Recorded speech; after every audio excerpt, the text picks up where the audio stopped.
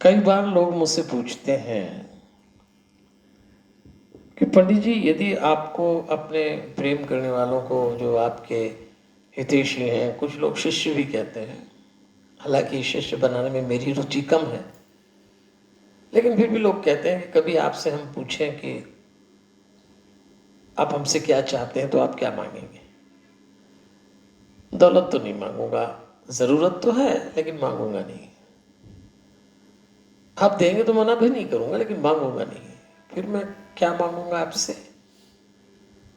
तो मेरी एक सामान्य मांग रहती है, परमात्मा से भी रहती है कि भगवान ऐसी बुद्धि देना मुझे भी, और यदि आपसे भी मैं मांगूंगा तो कहूंगा अहंकार मत रखिएगा। आप कितने बड़े व्यक्ति हो जाएं, विद्वान हो जाएं, किसी के भी सामने हो, सामान्य बन के उससे बात करिए। आदमी का अहंकार आदमी को विनम्र होने से रोकता है, मुस्कुराने से रोकता है, प्रसन्न होने से रोकता है और एक अकड़ में डाल देता है। देखिए, दुनिया में आपके अहंकार के कारण आप जहां जहां नुकसान उठाएंगे वो तो अपनी जगह है ही। मैं अहंकार लोगों से इसलिए मांगता हूं और निवेदन करता हूं कि अहंकार छोड़ दो, क्योंकि मुझे मेरा जो अभियान है परिवार बचाओ अभियान, उसमें अहंकार बहुत नुकसान पहुंचाते हुए दिखता है। आज पति पत्नी के रिलेशन क्यों तनावपूर्ण होते हैं? अहंकार के कारण। क्यों भाई भाई लड़ रहे हैं घर में? अहंकार के कारण। और खास तौर पर पति पत्नी जब माता पिता होते हैं और जब माता पिता होने का अहंकार टकराता है तो इसका सीधा असर संतानों के लालन पालन पर पड़ता है। याद दिला दूं, हमारे जीवन प्रबंधन का दूसरा सूत्र है अहंकार विसर्जित करें, और मेरा रुचि का विषय है। तो चलिए अहंकार के दुष्परिणाम समझने के लिए आज रावण के परिवार में प्रवेश करते हैं। रावण के पिता का नाम था विश्रवा मुनि, ब्राह्मण ऋषि थे। और रावण की मां राक्षस वंश के सुमाली की बेटी थी। विष्णु भगवान ने राक्षसों के आतंक को समाप्त करने के लिए उन राक्षसों को युद्ध में पराजित किया था और लंका उनसे छीन के कुबेर को दे दी थी। बस इसी से आहत राक्षस वंश विष्णु से बदला लेने के लिए छटपटा रहा था। और वैसे विष्णु को हरा नहीं सकते थे, तो राक्षस राज सुमाली ने अपनी पुत्री, जिसका नाम था केकसी, उसका विवाह विश्रवा ऋषि से करा दिया। सुमाली चाहता था कि ऋषि कुल और राक्षस कुल के मेल से जो संतान हो वो देवताओं के विरुद्ध हमारा शस्त्र बन जाए। बुराई को अच्छाई पर जिताने की योजना इस बेमेल विवाह के मूल में थी। विवाह तो बेमेल था।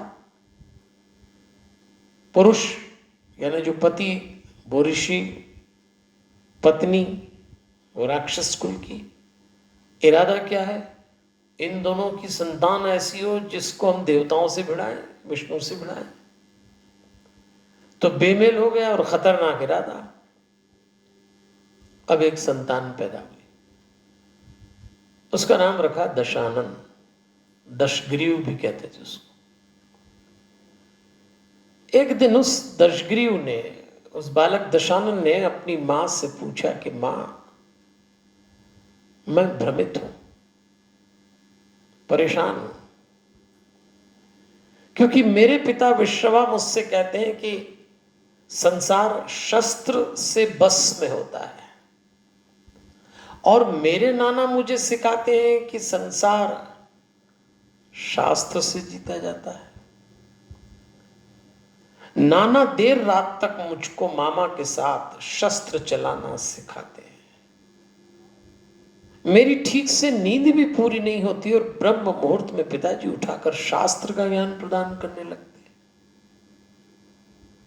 इन दो विपरीत दिशाओं में मेरा लालन पालन होते होते, इन दो विपरीत दिशाओं में आते आते मेरे मेरे व्यक्तित्व में खिंचाव सा आ रहा है। मां, मैं आपसे जानना चाहता हूं कि मुझे क्या बनाया जा रहा है, आप लोग क्या चाहते हैं? देखिए, एक बालक पूछ रहा है। मेरा जीवन द्विगुणित सिद्धांतों पर आधारित क्यों है? और तब मां केकसी ने उस बालक दशानन के सिर पे हाथ फेर के कहा, तेरा जन्म एक विशेष उद्देश्य के लिए किया गया है दशानन। तू साधारण संतान नहीं है, तुझे देवत्व के लिए बहुत बड़ी चुनौती बनना है। और चुनौतियां छोटी छोटी बातों से चिंतित नहीं हुआ करती। जिंदगी में बहुत कुछ ऐसा होगा जो तुम्हें पसंद नहीं आएगा, लेकिन चुनौती तेरी बड़ी है, तुझे देवत्व से लड़ना है। अपने पिता के सदाचार पे मत रुक जाना, तुझे अपने नाना के शस्त्रों पे टिकना है। संसार सदाचार से नहीं, आक्रमण से, कुटिलता से, हिंसा से जीता जाता है। अब देखिए, एक मां अपने अहंकार में अपने पुत्र को यह ज्ञान दे रही है। पिता का अपना अहंकार कि तुझे शास्त्र सीखना है।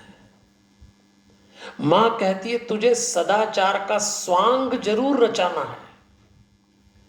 नम्रता तेरा स्वभाव न हो, उसको तू आवरण बना ले।